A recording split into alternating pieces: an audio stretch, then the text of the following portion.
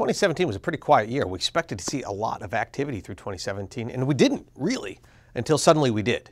Starting in November and December, we just had a burst of activity.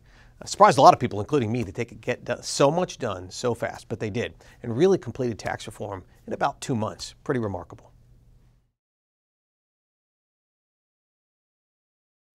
Well, the law came together very quickly, and the reality of writing a law of that scope, $5.5 trillion of tax cuts, $4 trillion of tax increases, writing a bill that big, that fast means there are going to be problems. And there are problems, and they recognize that. There are gaps in understanding of the law.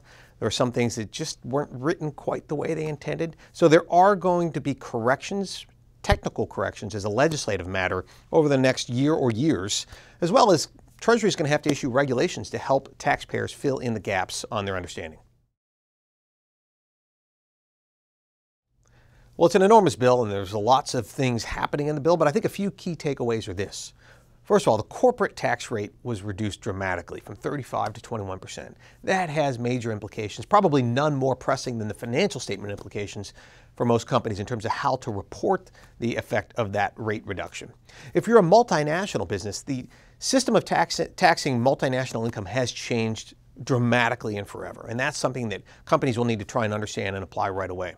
And if you're a pass-through business, a partnership or an S corporation, again, there's a whole new regime of taxation that applies to you. It's very complicated, and it's something people will have to try and understand quickly and apply. As the law evolved and developed over the months of negotiation, and especially through November and December, we wrote quite a bit about the law. We issued several books about the House bill, the Senate bill, and ultimately the final bill that became law. Those are available on our Tax Governance Institute website, and I think they're a very useful resource.